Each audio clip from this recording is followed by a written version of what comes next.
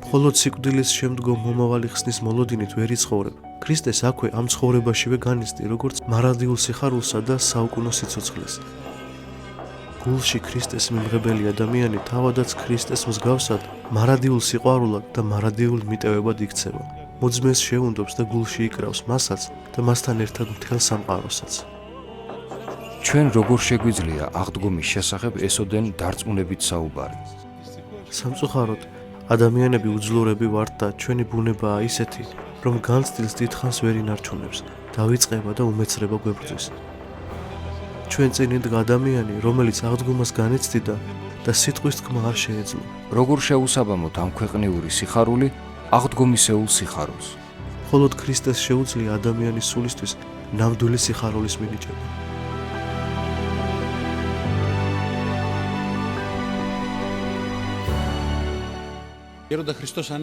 მეუფეო, ქრისტე აღსდგა. ჭეშმარიტად აღსდგა. აგერ უკვე საუკუნეებია აღდგომას დღესასწაულობ. რას ნიშნავს ჩვენთვის მართლმადიდებლებისათვის აღდგომა? ქრისტეს აღდგომა დღესასწაულთა დღესასწაული და ჩვენი ეკლესიისა და სიცოცხლის ცენტრია, ჩვენი იმედი, სიხარული და მოლოდინი. ეს ყველაფერია, რაც შეიძლება ჩვენ საკუთარ აღდგომასა და ცხოვრების გზას მიემართებოდეს. როგორ გავაცნობიეროთ ეს ყველაფერი ჩვენს სულიერ ცხოვრებაში? ვნების კვირის მთელი ეს სულიერი სამზადისი გვეხმარება ქრისტეს აღდგომის მოვლენა გავაცნობიეროთ და შევიგრძნოთ, როგორც ჩვენი საკუთარი აღდგომა, აღდგინება ცოდვისაგან, სიკვდილის დამარცხება და ღვთის სასუფეველის მარადიული განცდა. თქვენ ბრძანეთ, რომ აღდგომა დღესასწაულია გვირგვინი და მართლმადიდებელი ეკლესიის გულის გული. რატომ აღდგომა და არა დაუშვათ შობა, რომელიც აგრეთვე დიდი დღესასწაულია? დიახ, ყველა დღესასწაული დიდია, მაგრამ აღდგომის გარეშე ამ ყოველივესაც აზრი დაეკარგებოდა და ჩვენ ვერაფერს ვირგებდით. რას ნიშნავს სიტყვები ამ დღეებში რომ ვისმენთ? აღსდგა ქრისტე და ცხოვრება მოქალაქეობს. აღსდგა ქრისტე და არც აღა ერთი მკვდართაგანიღა არ საფლავსა შინა. ეს ნიშნავს იმას, რომ ქრისტემ თავისი აღდგომით ადამიანი აღადგინა. და ამიერიდან არც ერთი მკვდარი საფლავში არ დარჩება, ვინაიდან ქრისტეს მიერ აღდგება ყოველი შესონებული. ცხადია, ეს არ ნიშნავს, რომ აღდგომას ყველა ღვთისმსასუფეველის განცდით შეიგრძნობს და აცნობიერებს. სამწუხაროდ, ყველა ადამიანი ვერ ცხონდება. და ჩვენი ყოველდღიური ცხოვრებისთვის რას ნიშნავს ეს სიტყვები? ჩვენი ყოველდღიური ცხოვრებისთვის ნიშნავს იმას, რომ სიცოცხლე სიკვდილით არ მთავრდება, საფლავთან არ სრულდება, არამედ მარადიულად გრძელდება ქრისტეს სასუფეველში. მეუფეო, იქნებ სახარებაზე გვესაუბროთ, აღდგომის კვირის გარიჟრაჟზე რომ ამოვიკითხავთ. ეს ძალიან საინტერესოა. პირველიდან იყო სიტყვა და სიტყვა იგი იყო ღმრთისა თანა და ღმერთი იყო სიტყვა იგი. ვერ ხვდები, როგორ შეიძლება სიტყვა იყოს ღმერთი, შეგიძლიათ განგვიმარტოთ. ეკლესია ამ მონაკვეთს აღდგომის ღამეს იმიტომ მკითხულობს, რომ კათაკმეულები ინათლებოდნენ და პირველად იოანეს სახარებას ისმენდნენ. ეს კი ყველაზე ღრმა თეოლოგიური ფრაგმენტია და ღვთისმეტყველების მთელ საიდუმლოებას მოიცავს. აქ საუბარია ქრისტეზე განკაცებამდე და ამ ყველაფრის მიზანზე და ასევე იმაზე, რომ ჩვენ ამით სათასასუფეველი გვებოწა. აქ ნათქვამია, პირველიდან იყო სიტყვა და სიტყვა იგი იყო ღმრთისა თანა და ღმერთი იყო სიტყვა იგი. შემდეგ კი გვეუწყება, რომ ეს სიტყვა განკაცდა და დაემკვიდრა ჩვენ შორის, ადამიანი გახდა. და ჩვენ გვერდით ცხოვრობდა, ჩვენ კი ვინც იგი მივიღეთ, ძალგვიც მის საღმრთო ბუნებას თანავე ზიაროთ. მადლის მიერ განვიღმრთოთ და ქრისტეს აღთქმისა და დაპირებისამებრ ღმერთის შვილები გავხდეთ. შინაარსიც ვისაუბროთ. რატომ მაინც და მაინც სიტყვა? რატომ სიტყვა ღმრთისა? რაც არ უნდა ვთქვათ ღმერთზე, მაინც მცირე და უკმარი იქნება მის გამოსათქმელად, ვინაიდან ღმერთი აღუწერელი, გამოუთქმელი, უხილავი და გონება მიუწვდომელია. ლოგოსი ძველი ბერძნული სიტყვაა და მრავალი მნიშვნელობა გააჩნია. ნიშნავს სიტყვასაც, მიზანსაც, საზრისსაც და კიდევ ბევრ რამეს. თუმცა ყველაფერიც რომ ვთქვათ, საღმრთო გამოცდილება და ლოგოსის განკაცების მოვლენა მაინც გამოუთქმელი დარჩება. ესე იგი, ამ სახარების უკეთ გასაგებად, რომ დავაზუსტოთ, როგორც თქვენ აღნიშნეთ, ღმერთი არის მიზანი? ისაა მიზანი ყოველივესი, დასაბამი და დასასრული, ანი და ჰოე. როგორ ამაღლდება ადამიანი მარჯვენით ღმრთისა? გთხოვთ განგვიმარტოთ. ძველი აღთქმის უხილავი ღმერთი ლოგოსი ხორციელი იქნა, უფალი ჩვენ იესო ქრისტე გამკაცდა და დაემკვიდრა ჩვენ შორის. განაღმრთო კაცობრივი ბუნება და მარჯვენით მამისა აღიყვანა. მას შემდეგ ადამიანური ბუნება მარჯვენით ღმრთისა და მამისა იმყოფება და იესო ქრისტეს მიერ ჩვენ ყველა გამოხსნილნი ვართ, მარჯვენით ღვთისა ვიმყოფებით. ჩვენ ვგალობთ, ვრქვათ ზმანო მოძვლეთა ჩვენთა, შევუნდობდეთ ყოველთა აღდგომასა და ესრედ ღაღადყოთ, ქრისტე აღსდგა გამკვდრეთით, სიკვდილითა სიკვდილისა დამთრგუნველი და საფლავების შინათა ცხოვრების მიმნიჭებელი. მეუფეო, ერთი ადამიანი მეუბნებოდა, ეკლესიასთან მაინც და მაინც ახლოს არ ვარ, მაგრამ ყოველ დიდი შაბათის საღამოს, როდესაც გავიგონებ, სიკვდილითა სიკვდილისა დამთრგუნველი პირდაპირ გულზე მეხებაო, ამაზეც გვესაუბრეთ. ეს არის აღდგომის არსი. უფალმა თავისი სიკვდილით სიკვდილი დათრგუნა, თავად მოკვდა, რათა ჩვენთვის მარადიული სიცოცხლე ეჩუქებინა.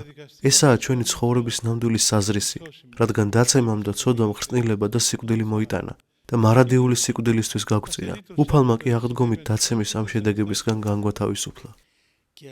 და შევუნდობდეთ ყოველთა აღდგომასა. ეს ნიშნავს, რომ გულში ქრისტეს მიმღებელი ადამიანი თავადაც ქრისტეს მსგავსად მარადიულ სიყვარულად და მარადიულ მიტევებად იქცევა. მოძმეს შეუნდობს და გულში იკრავს მასაც და მასთან ერთად მთელ სამყაროსაც. აღდგომის ღამეს საკურთხევლის წინ ცენტრში აღდგომის ხატია დაბრძანებული. შეგიძლიათ ეს ხატი აღვიწეროთ. აღდგომის ხატი ძალიან დიდ საღვთისმეტყველო მნიშვნელობას ატარებს, რადგან მასზე იესო ქრისტე და მისგან შემოსრული ჯოჯოხეთის ბჭენია გამოსახული. იქვე მის ფეხქვებს ჯოჯოხეთის დამსხვრეულ კლიტეებსა და გისოსებს ხედავთ. ქრისტეს კი ადამიანსა და ევასთვის აქვს ხელი ჩაჭიდებული. შესამჩნევია, რომ მათი ხელები მაჯით უჭირავს და არა ხელის გულებით, რაც მიანიშნებს იმაზე, რომ ისინი მკვდრები იყვნენ. მკვდარს ხელს მაჯაში თუ ჩასჭიდებ, რადგან ხელს ვერ გამოგიცდის. ისინი უფალმა აღადგინა და ადამიანის მთელ მოდგმასთან ერთად ცათა სასუფეველში შეიყვანა. ესეც ძალიან საინტერესოა. ხტოდით და იროკვიდეთ და იხარებდით და გალობდით. აღდგომა არ განიმარტება, მხოლოდ განიცდება და ვისაც ეს გამოუცდია, სხვადასხვა გვარად გამოხატავს, გალობით ან სიხარულით. თუმცა, რაც არ უნდა მოიმოქმედო, ეს მხოლოდ ცოცხალი გამოცდილების ნაყოფია და მცირედ თუ გამოითქმება, ან საერთოდაც გამოუთქმელია. მეუფეო, სამწუხაროდ აღდგომა მხოლოდ შაბათ-საღამოს გვახსენდება. რატომ ხდება ასე? შესაძლოა ასეც იყოს, მაგრამ ეკლესია აღდგომას ყოველ კვირა დღეს იხსენებს. მგალობლებმა იცით, რომ ეკლესია ყოველ კვირა სააღდგომო ტროპრებს გალობს, რომლებიც ყველა სხვა სადღესასწაულო ტროპარზე უპირატესია. ეს იმიტომ, რომ აღდგომა განმეორებადი მოვლენაა, ეკლესიის მერვე დღეა, ღვთის სასუფეველის დადგომაა, ერთ შაბათი, რომელ არს შემდგომა შაბათისა, როდესაც ეკლესია ღვთის მარადიულ სასუფეველს შეუერთდება. მოწაფეებმა და იმ ეპოქის ადამიანებმა ქრისტეს გვერდით ყოფნა გამოსცადეს. იგი მათთან იყო. საკუთარი თვალით ხედავდნენ. აღდგომაც თავად იხილეს და ირწმუნეს. ჩვენ როგორ შეგვიძლია აღდგომის შესახებ ესოდენ დარწმუნებით საუბარი? თუ ჩვენს ქრისტეში და ქრისტესთან მოკვდებით, ანუ ჩვენი სხეული კი არა, ჩვენში მყოფი ცოდვა და ვნებები მოკვდება და ქრისტეს მადლით ეკლესიაში ვიგემებთ საღვთო საიდუმლოებებს, მაშინ ჩვენი უფლის იესო ქრისტეს აღდგომაც გაცოცხლდება ჩვენთვის. მეუფეო, სანამ შემდეგ კითხვაზე გადავალ, ხომ არ დაამატებდით რაიმეს, როგორ უნდა იქცეს აღდგომა თითოეული ჩვენგანის პირად სიხარულად? სწორედ ასე, როგორც თქვით, ადამიანმა ის საკუთარ გულში უნდა შეიგრძნოს, ქრისტეს ეზიაროს და საღვთო ლიტურგიის გამოცდილება შეიძინოს. ყოველი ლიტურგია ქრისტეს ჯვარსა და აღდგომასთან თანაზიარებაა. განსაკუთრებით კი აღდგომის კვირის ლიტურგია, რომელსაც ეკლესია ქრისტეს აღდგომის აღსანიშნავად აღასრულებს. როგორ უნდა გადაეცეს აღდგომის სიხარული ადამიანებისაგან მთელ სამყაროს? თუ ადამიანი ქრისტეს აღდგომას იგემებს, მაშინ ირგვლივ ყველაფერი აღდგომით განივსჭოლება. გახსოვთ წმინდა სერაფიმე საროველის დიდებული სიტყვები. თითოეულ მასთან მივსვლელს რომ ეუბნებოდა, ქრისტე აღსდგა, ჩემო სიხარულო. და ამ დროს სააღდგომო პერიოდი სულაც არ იყო ხოლმე. თუმცა წმინდანი აღდგომას განუწყვეტლივ, ყოველდღიურად განიცდიდა და ამას ყველას ახარებდა, ვისაც კი შეხვდებოდა. როგორ უკავშირდება ქრისტეს აღდგომა საღმრთო ევქარისტიას? ყველაფერი საღმრთო ზიარებიდან მომდინარეობს. ზიარებისას ქრისტეს ჩვენს გულში ვუშვებთ, აღდგომას შინაგანად განვიცდით და შემდეგ ამ სიხარულს ჩვენს გარშემომყოფებთაც მივფენთ. აწყვეველი აღივსო ნათლითა, ცანი და ქვეყანა და ქვესკნელი. ყველაფერი სინათლითაა სავსე, აღდგომის ნათლითა და სიხარულით. მეუფეო, როგორც ხვდები, საბოლოოდ ჩვენ აღდგომისთვის ცოცხლობთ. ცხადია, აღდგომის გარეშე ჩვენ ცხოვრებას აზრი არ ექნებოდა. გთხოვთ წმინდა იოანე ოქროპირის იმ გულიშემძვრელ სიტყვაზეც გვესაუბრეთ, აღდგომის ღამეს რომ ვისმენთ. მართლაც რომ გულიშემძვრელია, მხოლოდ სულიწმინდის მიერ არის შესაძლებელი ასეთი რამ წარმოთქვა და მხოლოდ ოქროპირს, მართლაც ოქროს ბაგეების მქონე წმინდას შეეძლო ეს მშვენიერი აზრები გამოეთქვა. ეს ტრიუმფალური ჰიმნია აღდგომისა. ნუ ვინ გოდებს სიკვდილისაგან? სიკვდილზე არავინ გოდებს. ვინაიდან გვიხსნა მისგან მაცხოვარმა. ეკლესიის გზავნილი და სათქმელი სამყაროსადმი სწორედ ესაა. ამ სიტყვაში წმინდა იოანე ოქროპირი ბრძანებს, რომელმან იმარხა და რომელმან ვერ იმარხა. ყოველნივე განსხრებოდნენ დღეს. წმინდა ტრაპეზი სავსეა. განიხარეთ, ამაზე თქვენც აღნიშნეთ, მაგრამ მინდა ცოტა ჩავუღრმავდეთ უკეთ გასაგებად. დიდი შაბათის საღმრთო ზიარება განსხვავებულია? ყოველი ზიარება განსხვავებული და განუმეორებელი მოვლენაა. არც შედარება გამოდის და არც განმეორება. ცხადია, აღდგომის ბრწყინვალე დღესასწაულზე ყოველივე განახლებულია და საღმრთო ზიარებაც განუმეორებელი და განსხვავებულია. როგორ გავიგოთ სიტყვები, რომელმან იმარხა და რომელმან არა იმარხა? წმინდა ტრაპეზს ყველა უნდა მიეახლოს? წმინდა იოანე ოქროპირი ევქარისტიულ ტრაპეზს კი არ გულისხმობს, არამედ ნივთიერს. რაც არ უნდა იყოს, იმარხულეთ თუ არა, მიუხედავად ყველაფრისა, მოდით და იხარეთ. დღეს გამოჩნდა ცათა სასუფეველი. დღეს არა არის გოდება შეცოდებათა და ცდომათა გამო. რა თქმა უნდა, აქ არ მოგვიწოდებს ყველა ვეზიაროთ. ამას საგანგებო მომზადება სჭირდება. მაგრამ ჩვენ ცოდვილებსა და უღირსებსაც შეგვიძლია ქრისტეს აღდგომის დიდი დღით გავიხაროთ და სადღესასწაულო ტრაპეზში მივიღოთ მონაწილეობა, რომელიც საღმრთო ლიტურგიის გაგრძელებაა. აღდგომის სიხარული ხალხს მანამდეც სამჯერ ჰქონდა ნანახი. ნაინელ ქვრივთან, იაიროსის ასულთან და ლაზარესთან. ამ სამ შემთხვევაში აღდგომა სიცოცხლის გახანგრძლივება იყო. უფლის აღდგომამ კი სიკვდილი დათრგუნა. რატომ იყო ასე? რატომ არის უფლის აღდგომა და უშუალოდ ლაზარეს აღდგინებაზე აღმატებული ფაქტი? იმიტომ რომ უფალი ტარიგია ღვთისა, აღმღებელი ცოდვათა სოფლისათა. მან საკუთარ თავზე იტვირთა კაცობრიობის შეცოდებანი, დაამარცხა სიკვდილი და საკუთარ თავთან შეგვიერთა. ლაზარეს აღდგინებისა და სხვა მსგავსი სასწაულებისგან განსხვავებით, ჩვენ ყოველდღე გვაქვს ქრისტეს აღდგომისთან მონაწილეობის საშუალება. ესე იგი, დანარჩენი აღდგინებები შესამზადებლად იყო? შესამზადებლადაც და იმის საჩვენებლადაც, რომ ის, ვინც მკვდრებს აღადგენდა, საბოლოო განკითხვის დღესაც ყველას აღადგენს. მეუფეო, მორწმუნე ის არის, ვინც ღმრთის არსებობას აღიარებს თუ ის, ვინც თავის ცხოვრებაში ჯვრისა და აღდგომის საიდუმლოებას შემოიტანს. თქვენ ადრეც აღგენიშნავთ, რომ ღმერთის არსებობას ეშმაკიც აღიარებს. ჯვარი და აღდგომა ჭეშმარიტი რწმენის აუცილებელი წინაპირობებია? უეჭველი და გარდაუვალი წინაპირობებია, ვინაიდან ამის გარეშე აღდგომას ვერ განვიცდით და ეს საიდუმლოებანი ჩვენთვის უცნობი დარჩება. უბრალოდ რაღაც იდეის მიმდევრებად დავრჩებით და ცოცხალ გამოცდილებას მოვაკლდებით. მაშასადამე, როგორ ვირწმუნოთ აღდგომა? ჯვრისა და აღდგომის გზაზე სვლით. ეს ჯვარაღდგომისეული გზაა. ესე იგი, პიროვნული გამოცდილებაა? დიახ, პირადი მოვლენაა. გოლგოთას ყველა თავისებურად გადის, წვალებით, სნეულებით, სირთულეებით და ასე შემდეგ. ბოლოს კი რაღაც საიდუმლო ძალა მოდის და პრობლემებისგან გვიხსნის და ეს ერთგვარი აღდგომაა ხოლმე. მიუხედავად ამგვარი გამოცდილებებისა, რატომ არ გამოაქვს ნაყოფი ამ გამოცდილებებს? მიუხედავად იმისა, რომ ყველაფერი საკუთარი თვალით გვაქვს ნანახი. სამწუხაროდ, ადამიანები უძლურები ვართ და ჩვენი ბუნებაა ისეთი, რომ განცდილს დიდხანს ვერ ინარჩუნებს. დავიწყება და უმეცრება გვებრძვის. ეს ვნებებიდან ერთ-ერთი ყველაზე რთულია. მოწყინება, დავიწყება, უმეცრება, ღვთის ქველმოქმედებას ჩვენში არსებულ საღმრთო გამოცდილებებს ვივიწყებ და ცოდვა საღმრთო მადლისეულ ამ უძვირფასეს საუნჯეს გვარავს.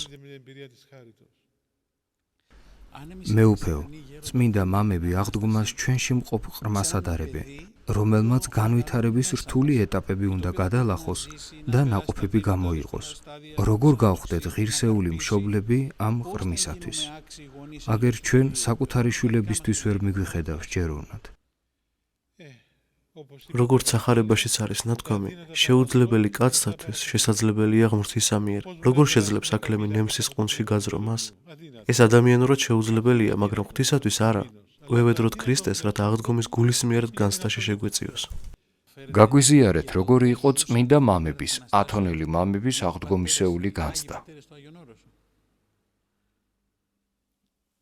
ათონზე მამების გვერდით მრავალი წელი გავატარე, მაგრამ აქ მხოლოდ ერთ ამბავს გაგიზიარებთ, ახალ სკიცში რომ გადამხდა. ჩვენს კალივაში სამნი ვიყავით.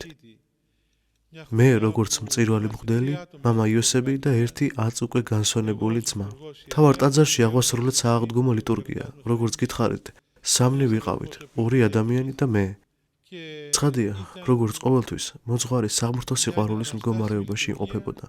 არც გალობა შეეძლო, არც საერთოდ რაიმეს თქმა. მთელი სააღდგომო ლიტურგია რაღაც გოდება იყო, ოღონდ არა სასოწარკვეთისა, არამედ ჭეშმარიტი აღდგომისეული სიხარულისა. ასე უმზერდი ქრისტეს აღდგომის ნათლით მოცულ მოძღვარს. ყოველ ჯერზე, როდესაც აღდგომას ვდღესასწაულობთ, ეს განსაკუთრებული წუთები მახსენდება. წარმომიდგენია, როგორი შთამბეჭდავი და შთამაგონებელი იქნებოდა თქვენთვის.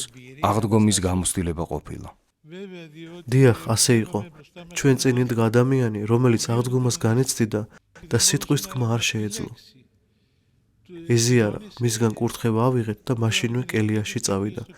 არც ტრაპეზზე მოსულა, უბრალოდ ვერ შეძლო. რა არის ის ახალი პერსპექტივა, რომელსაც აღდგომა ჩვენს ცხოვრებას აძლევს? სიკვდილის, საფლავთან სიცოცხლის დამთავრების შიშს განგვაშორებს და მარადიულ პერსპექტივას გვაზიარებს. ჩვენ ღვთის მარადიული სასუფევლისთვის ვართ შექმნილი და არა სიკვდილისთვის, რომელიც სამუდამოდ გაგვაქრობდა. როგორი ახალი დასაბამის დადება შეგვიძლია დიდი შაბათის ღამეს? ჩვენც უნდა განვახლეთ, ჩვენი სარწმუნოების წყარომ უნდა განგვაცხოველოს და ჯვრისა და აღდგომის სულით ვიაროთ. მეუფეო, ხანდახან სასოწარკვეთის გამო, ან ვიტყოდი ნელთბილი რწმენის გამო ვამბობთ, რომ ამ ცხოვრებაში მარტო იმას აქვს მნიშვნელობა, რომ გაიხარო. როგორ შეუსაბამოთ ამ ქვეყნიური სიხარული აღდგომისეულ სიხარულს? ჭეშმარიტი სიხარული მხოლოდ ღვთის სიახლოვის შეიძლება ვიპოვოთ. მხოლოდ სიკვდილის შემდგომ მომავალი ხსნის მოლოდინით ვერ იცხოვრებ. ქრისტეს აქვე ამ ცხოვრებაშივე განიცდი, როგორც მარადიულ სიხარულსა და საუკუნო სიცოცხლეს. სოდვა სიხარულს კი არ გვანიჭებს, არამედ მხოლოდ სიკვდილს. მხოლოდ ქრისტეს შეუძლია ადამიანის სულისთვის ნამდვილი სიხარულის მინიჭება. ესე იგი, თუ აქედანვე აღდგომის სიხარულით ვიცხოვრებთ, მას შემდეგშიც შევიცნობთ. სიხარული აქედანვე იწყება და ღვთის მარადიულ სასუფეველში განსრულდება. როგორ განსაზღვრავს აღდგომა მართლმადიდებლური სულისკვეთების ძალას? აღდგომის ნათელ ღამეს, როცა სიკვდილზე სიცოცხლის გამარჯვების საგალობელს განიცდი და ქრისტეს საკუთარ გულში დავანებულს დაინახავ, მაშინ მიხვდები, რომ აღდგომის საიდუმლოებას ეზიარე. ამის განცდა ადამიანს ღვთის მადლით შეუძლია. სიტყვა პასექი, როგორც ვიცით, გადასვლას ნიშნავს. გადალახვას. გადალახვა, მაგრამ საიდან საით? სიკვდილისაგან სიცოცხლეში. ღვთისგან განშორება სიკვდილია, ესაა სიკვდილი. ღმერთთან ერთად კი სიცოცხლეა, საუკუნო სიცოცხლე. ესე იგი, როდესაც სიკვდილზე ვსაუბრობთ, ცოდვას გულისხმობთ. ცოდვა სიკვდილია. სიკვდილი მხოლოდ ბიოლოგიური გარდაცვალება როდია. ბიოლოგიური სიკვდილი მკვდართ აღდგომით დასრულდება. აი ცოდვას კი საუკუნო სიკვდილი მოჰყვება. თუ სწორედ მახსოვს, მარხვის მეოთხე კვირა იყო. მსახურების შემდგომ ჩვეულ ქადაგებაში ადამიანის ცვლილებასა და მის სახეებზე ისაუბრეთ. რა არის ნამდვილი ცვლილება, რისკენაც აღდგომა მოგვიწოდებს? ჭეშმარიტ ფერიცვალებას ადამიანის გულში ღვთის მადლი შემოაქვს. მას თავდაბლური სულისკვეთება ახასიათებს. მთელი სამყაროს გადარჩენისთვის მლოცველი გული და სიყვარული. როდესაც ღმერთი ადამიანის გულში მოქმედებს, იგი ღმერთს ემსგავსება. როგორ შევინარჩუნოთ აღდგომის სიხარული აღდგომის შემდეგ, ისე რომ მხოლოდ ემოციური შეგრძნება კი არ იყოს, არამედ ამ პერიოდში მიღებული გამოცდილება და შთაგონება არ დაგვეკარგოს? ვევედროთ ქრისტეს, რათა გულში თავისი მადლი და მოუკლებელი ლოცვა შეგვინარჩუნოს.